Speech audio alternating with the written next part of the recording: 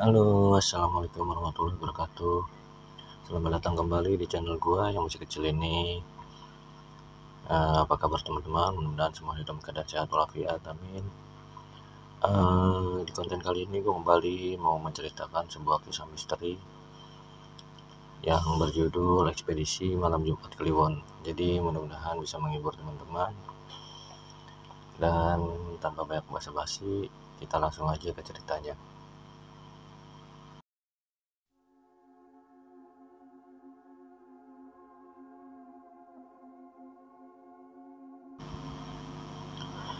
Kisah ini adalah cerita gue yang gue alami sendiri waktu pertama kali gue ikut Mapala 2 tahun yang lalu. Bagi gue ini salah satu malam yang paling menantang karena rupanya gue gak sendirian.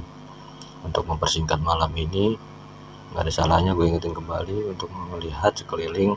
Mungkin ada salah satu di antara kalian yang beruntung, dimana mereka ikut menemani sajian gue malam ini.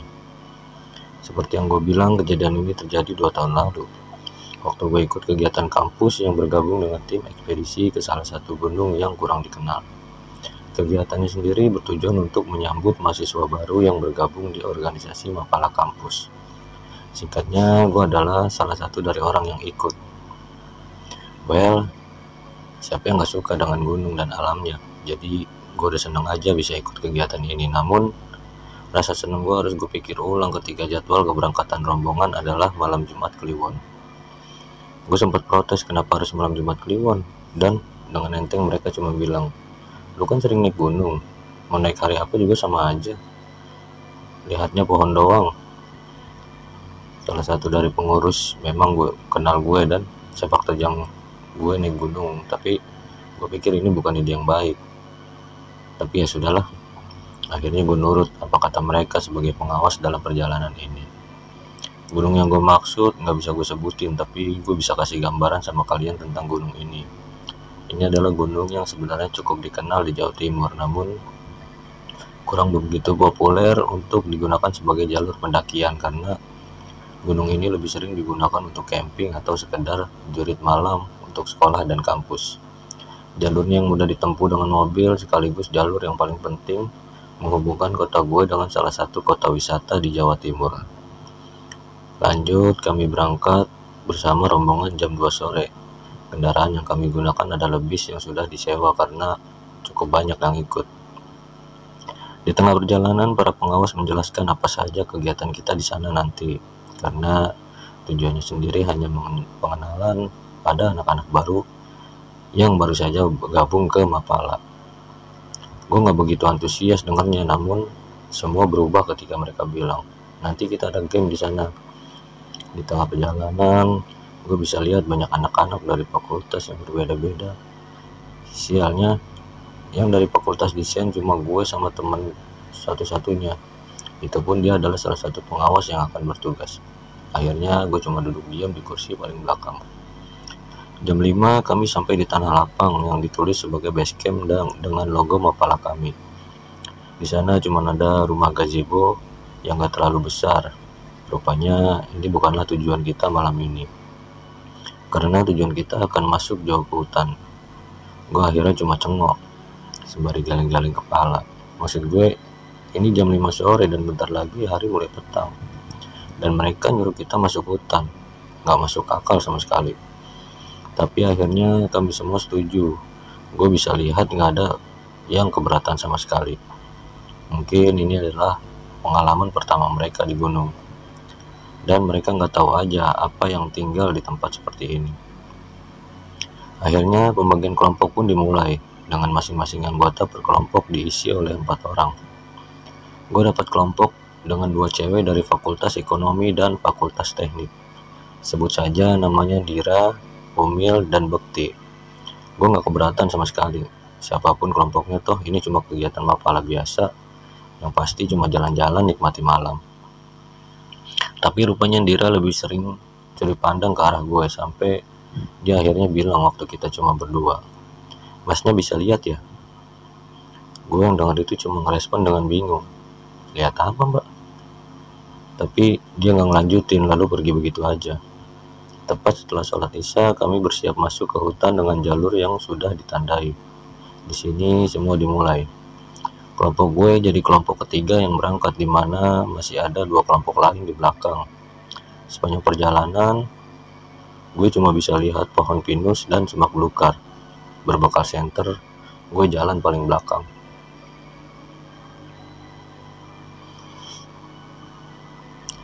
Di depan ada Bekti yang buka jalan plus lihat tanda.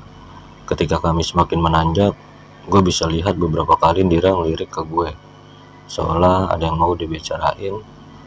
Gue pun jadi gak nyaman dilihat, seolah-olah gue bawa sesuatu. 20 menit perjalanan gue isi dengan nafas, karena gue punya masalah dengan pernapasan, terutama ketika ada di suhu dingin. Bekti memutuskan berhenti waktu melihat Umil udah gak bisa lanjut. Kami pun berhenti di salah satu pohon. Di sini Dira deketin gue. Lihat gak di sana ada apa? Dira nunjuk sesuatu di semak belukar. Iya, gue lihat pocong, kata gue sebel. Dira cuma nyengir, kemudian pergi lagi. Gue masih lihat tempat itu dan tiba-tiba gue jadi merinding setelah ngomong itu. Padahal niat gue cuma bercanda. Gue gak bisa lihat apa-apa. Semenjak kejadian itu gue ngerasa ada ngikutin di belakang. Leher belakang gue jadi lebih dingin. Sampailah kita di tempat kumpul, yaitu sebuah lahan kosong seperti lapangan, dan gue bisa lihat banyak orang yang mulai mendirikan tenda. Perjalanannya sendiri memakan waktu cukup lama, sekitar 50 menit.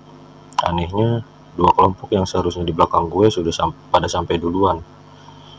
Bangsat lu, kemana aja? Kolis, teman gue yang sefakultas, nyamperin gue sambil marah. Maksudnya? Gue bingung. Gue bisa lihat banyak pengawas, lihat gue gak enak. Akhirnya Kolis bawa gue menjauh. Jalan 15 menit dari base camp aja hampir 1 jam. Gue udah panik sama yang lain. Lah, gue lewat jalan yang lu pada kasih tanda, kata gue membela. Iya, tapi hampir 1 jam. Lu muterin gunung apa gimana? Dira deketin gue dan Holis, kemudian dia bilang, sorry kak, gue tadi capek banget jadi minta berhenti lama buat istirahat. Gue bisa lihat Dira bohong. Ya udahlah, jadiin tenda buat kelompok, habis ini ada game malam. Holis pergi balik ke tenda pengawas. Sebelum gue tanya, Dira seolah tahu dan langsung jawab, mereka emang suka mas gangguin orang kayak kita. Kalimat itu bikin gue makin gak enak. Gue dan Bekti mulai mendirikan 2 tenda, sementara Umil dan Dira siapin tempat api di depan tenda.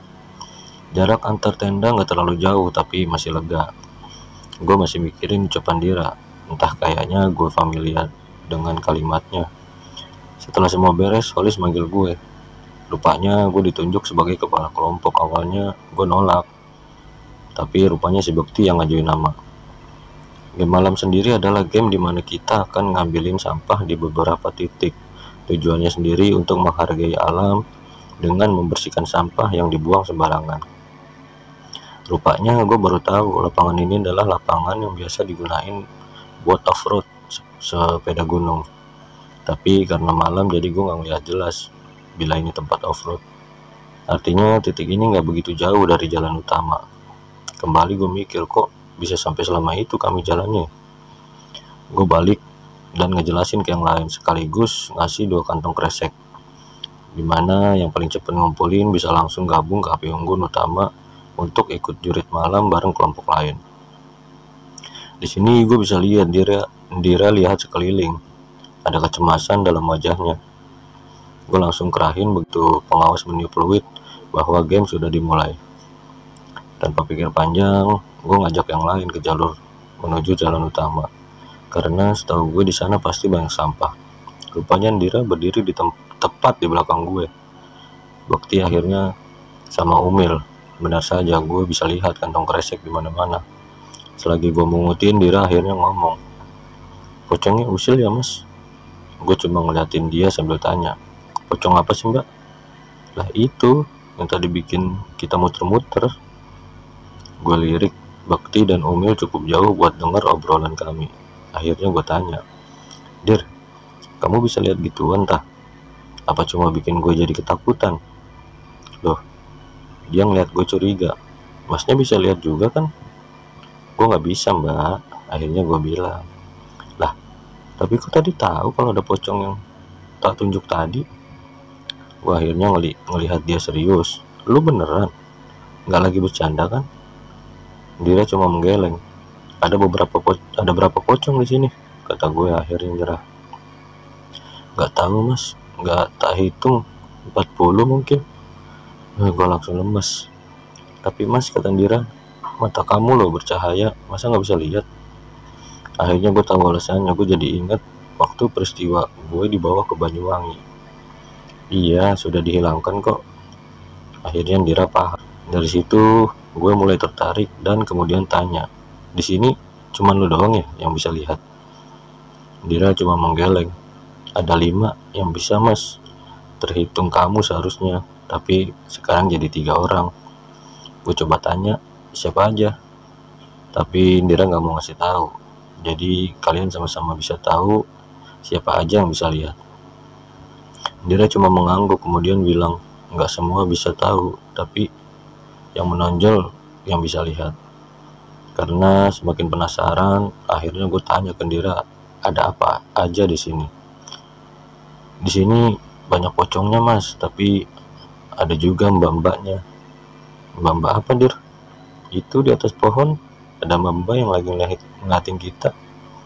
Gue ngeliat ke atas dan benar aja, leher gue tiba-tiba meregang dengan sendirinya. Jadi mereka yang bikin kita muter-muter. Dira akhirnya mengangguk.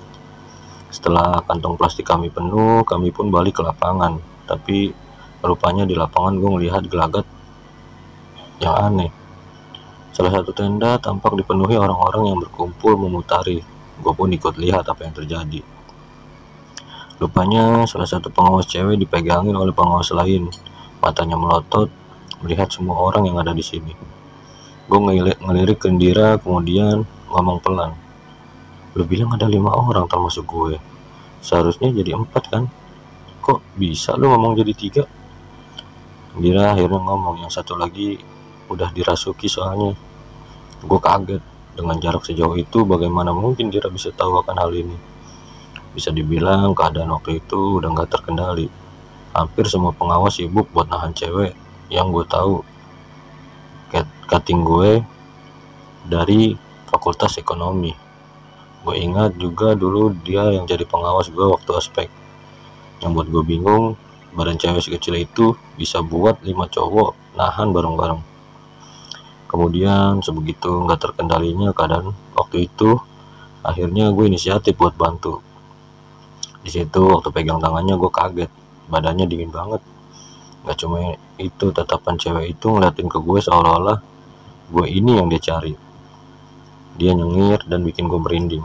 Dia deketin gue, mas, gue lupa hari ini Jumat Kliwon bukan sih?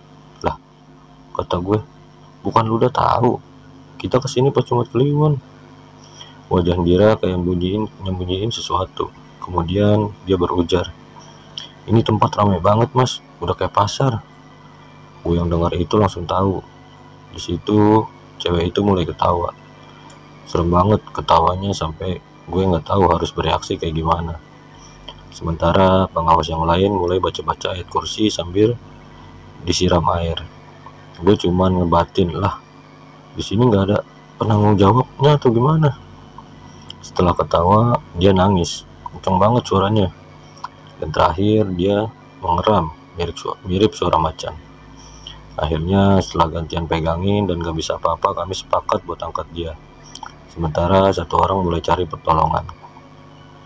Di sini Dira masih ngeliatin sekeliling, sementara anak-anak yang lain disuruh buat tetap kumpul dan jangan ada yang melamun.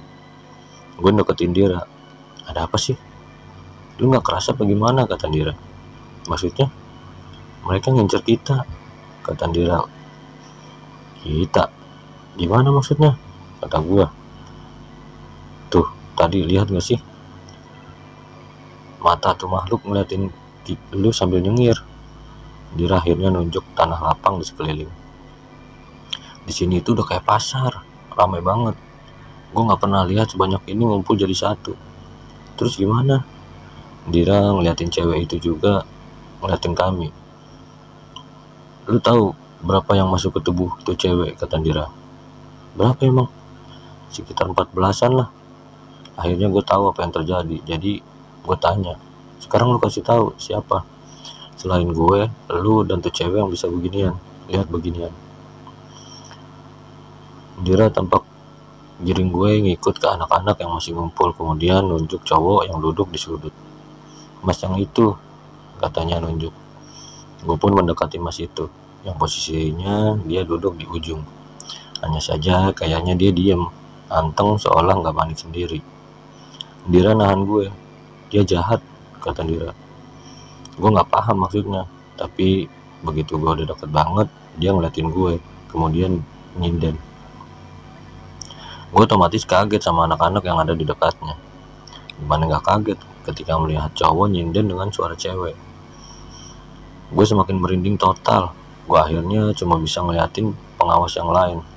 Gak ada yang berani deketin nih cowok. Padahal Dira sendiri bilang cuma ada satu yang di dalam tubuhnya. Tapi seolah-olah kita semua tahu betapa negatif energi yang merasukinya. Semakin larut akhirnya gue dengar suara motor. Ternyata pengawas yang ditugasin buat nyari bantuan datang sama warga. Di sana akhirnya beliau bantuin megangin. Di belakangnya ada mbah. Mbahnya ini pakai sarung doang, dimana dia nggak pakai baju. Padahal waktu itu dingin banget. Walah, bisa-bisanya kalian mengadakan acara pada malam Jumat Kliwon begini sih, nak, kata beliau. Pertama tuh mbah-mbah ngeliatin cowok yang nyinden sendiri, tapi kayaknya beliau nggak peduli, malah datengin cewek yang pertama kerasukan. Cara menyambutnya pun gak masuk akal karena yang dia lakuin cuma megang jempol kakinya. Tiba-tiba dia teriak kayak kesakitan. Rasakno, kata mbah itu. Gue kagum melihatnya karena setelah teriak keras tuh cewek jatuh pingsan. Kemudian mbahnya bilang sudah selesai. Yang kedua ini mbahnya cuma megangin kepalanya. Walaupun mata tuh cowok melototin mbah ini, tapi setelah entah nyebut apa di ubun-ubunnya, pingsan. Cowok itu jatuh pingsan begitu aja. Setelah itu gue bisa lihat mbah itu ngobrol sama para pengawas, dan kemudian kami meninggalkan tempat itu. Turun lebih ke bawah, di sana ada surah kampung. Gue dan yang lain akhirnya bermalam di sana. Apa sih yang lu lihat tadi, kata gue. Yang mana? Katanya bingung. Yang katanya jahat, jawab gue. Oh, yang itu. Gue nggak tahu, tiba-tiba dia datang entah dari mana, karena sebelumnya gue nggak lihat dia datang dari mana. Maksudnya gimana sih? Gue bingung. Ya itu makhluk datang gitu aja, dan hawanya itu bikin merinding. Orang kayak lu bisa merinding juga, kata gue baru tahu. Kita kasih tahu. Terus cewek jadi rebutan 14 yang masuk ke tubuhnya. Tapi ini makhluk dia sendirian masuk dan gak ada yang ikutan masuk. Jadi coba lu simpulin seberapa kuatnya dia sampai bikin yang lain gak berani. Padahal itu rame loh. Terus dari mana lu tahu kalau ada yang kerasukan? Indira diam cukup lama, kemudian dia bilang, ada yang ngasih tahu gue. Ngasih tahu gimana? Tanya gue penuh selidik. Ya ada yang ngasih tahu gue, Mbah Buyut, katanya. Mbah Buyutmu? Enggak, kata jawab Indira dengan wajah tidak tertarik. Maksudnya Mbah Buyutmu di sini? Dia yang ngasih tahu. Akhirnya setelah gue pojokin, Indira pun menceritakan semuanya. Sebenarnya gue dikasih ini dan ini tuh kayak turun temurun dari keluarga bapak, katanya, buat jaga gue dari kejadian kayak tadi. Itulah kenapa nggak ada yang deketin gue. Mbah Buyutmu yang jagain lu gitu, kata gue. Nggih, Mbak Buyut gue yang jaga. Di mana beliau sekarang? Indira ngeliatin gue. Dia di belakang lu, sedang ngendus-ngendus bau badan lu. Gue cuma bisa bantah. Bercandanya nggak lucu sih ini. Serah. Tapi gue emang ngerasa gak nyaman. Terus lu bilang mata gue bercahaya. Kok gue gak bisa ngelihat mata lu bercahaya, kata gue. Lu sendiri kan yang bilang ada yang nutup mata batin lu. Indira diam cukup lama, kemudian ngasih tahu sesuatu yang baru gue tahu. Alasan sekuat apa coba yang bisa bikin mata batin lu ditutup paksa begini? Nggak tahu kenapa pertanyaan Dira kayak semacam kode tersirat yang bikin gue harus bertanya lebih jauh. Maksudnya gimana? Awalnya dia ragu, tapi akhirnya Dira bicara sama gue. Ada dua manusia yang bisa lihat bangsa halus, memperdalam kebatinan, dan pemberian langsung dari Tuhan. Masalahnya lu kategori yang kedua. Dira diem lagi. Dan gak butuh alasan untuk orang yang belajar kebatinan buat nutup mata batinnya. Tapi untuk orang dengan kelebihan seperti ini, itu susah buat nutupnya. Lu gak ingat tahapan bagaimana pas mata batin lu ditutup? Tiba-tiba gue inget lagi kejadian waktu itu. Waktu dimana gue dibawa ketemu sama orang yang bisa nutup. Itu pun dilakukan setelah gue sembuh sehabis khitan. Gue diem lama, kemudian tanya, gimana cara lu tahu kalau gue lahir udah bisa lihat? Dia ngelihat gue kayak penuh selidik. Lu nggak tahu apa-apa ya kayaknya. Apa sengaja nggak dikasih tahu ya? Gue nggak tahu apa-apa, kata gue pasrah. Pantes lu nggak nangkep pesan gue dari tadi, katanya. Gue akhirnya tanya apa maksud pesan itu, tapi Dira menolak kasih tahu lebih jauh. Lu pengen tahu gimana gue bisa tahu lu bisa lihat dari kecil, katanya. Tahu di belakang mata kamu, tepatnya di belakang kepala kamu. Di sana ada dua mata lagi. Meskipun lu bilang udah ditutup, tapi masih kelihatan bercahaya. Gue asumsiin lu kayak gue, katanya. Terus cewek dan cowok tadi beda, mereka kayaknya belajar kebatinan dulu, jadi mereka nggak bisa lihat gue. Satu lagi siapa sih yang bisa lihat? Dira kayaknya nahan diri buat ngasih tahu yang terakhir, jadi akhirnya gue nggak maksain. Malam itu gue pakai buat tanya banyak hal, termasuk rupanya sesama yang dikasih sejak lahir bisa lihat hanya dengan mata. Pantas kebanyakan tiap gue ketemu orang yang tahu begituan, mereka selalu memandang gue tertarik. Di antaranya orang yang gue lupa namanya, yang nyuruh gue buat tiduran beralaskan daun pisang dan berbantal batang pohon pisang. Lain kali gue bakal ceritain karena ini bakal lama, enggak sekarang dulu ya. Di situ juga gue ngomongin makhluk apa aja yang ada di sana. Dira pun ngasih tahu gue tentang kesalahan kaprah orang-orang di mana sebenarnya pocong itu terbang, mereka nggak loncat seperti di film. Pocong itu terbang, mereka nggak lompat, dan kuntilanak sama sundel bolong itu berbeda. Sundel bolong itu kakinya nggak napak tanah, sedangkan kuntilanak mereka nggak terbang tapi merangkak. Lu bayangin kalau lihat kuntilanak di atas pohon, dipikir mereka terbang padahal mereka merangkak ke atas pohon. Ngobrolin hal itu bikin gue merinding setelah tahu banyak hal. Besokan paginya bis kami datang. Kami kembali melanjutkan aktivitas mapala dan penerimaan anggota baru sampai akhirnya balik ke bis sebelum pulang, termasuk berkemas. Sementara cewek dan cowok yang sempat kerasukan, kami sepakat nggak ngomongin itu sama sekali. Yang gue tahu si cewek emang lagi ada masalah, menurut kabar yang gue dengar, sedangkan si cowok dia lagi sial aja kan. Sempat kosong pikirannya karena kaget mungkin atas apa yang ada di sana. Di dalam bus Dira balik duduk sama Umil. Saat itu entah kenapa gue udah nebak siapa orang kelima itu. Walaupun ini kejadian yang cukup menegangkan, gue dapat pelajaran banyak dari ini. Sekarang gue masih sering lihat Dira di kampus, tapi gue udah nggak lanjut ikut mapala karena sekarang gue kerja sambil kuliah. Terakhir kali kami ngobrol waktu gue ketemu dia di kantin, Dira ngasih tahu sesuatu. Sebenarnya lu juga ada loh yang jagain, hanya saja dia jaganya cuma ya dari jauh. Gue yang dengar itu pun kaget awalnya, tapi Dira ngelanjutin, gue rasa nyokap lu tahu sesuatu, coba tanya beliau. Namun sampai saat ini gue belum tanya sama sekali sama nyokap. Lain kali mungkin gue bakal tanyain. Toh sekarang gue udah nyaman dengan kehidupan gue yang sekarang. Terakhir, sebenarnya di kamar gue udah ditanam sesuatu yang bikin makhluk seperti itu nggak bisa masuk. Makanya gue paling nyaman ada di kamar. Pernah gue usul buat ditanam di dalam rumah, tapi rupanya penghuninya nggak nggak terima karena mereka di sini lebih lama. Akhirnya demi kebaikan bersama cuma ditanam di kamar gue biar gue punya ruang privasi. Kalau ada waktu gue bisa ceritain. Intinya gue cuma mau bilang, mungkin di antara kalian juga ada yang lagi merhatiin atau yang jagain.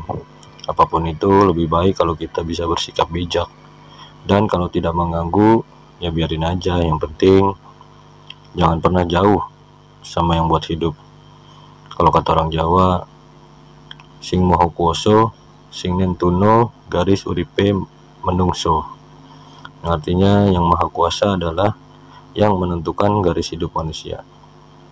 Oke, gue tutup cerita ini. Sekian. Terima kasih yang sudah mendengar. Assalamualaikum.